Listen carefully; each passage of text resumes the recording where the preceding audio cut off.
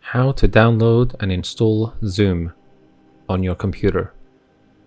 First, go to their website, which is zoom.us.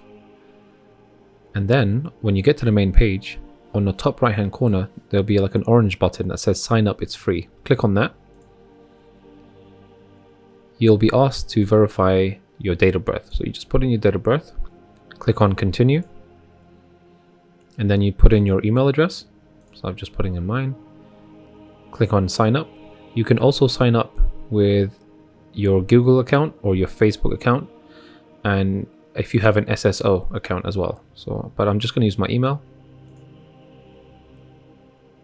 And so they want you to confirm.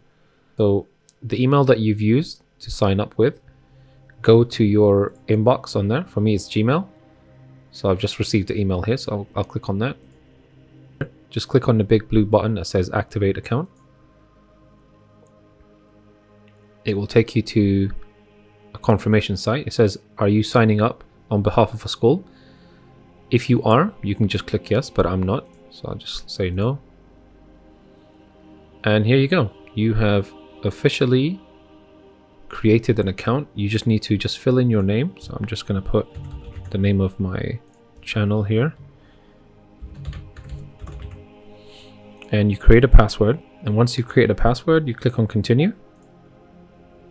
Click on I'm not a robot, just to confirm that you know you're not a robot. It asks you to just click on, it says here, yours might be a little bit different from mine. Okay, so it takes you to this page here so that you can download the Zoom application on your computer. So click on this link over here, this blue link where it says your personal meeting URL. And then depending on your browser, you just click on where the software has been downloaded. And then you'll see that the software has been it starts to install.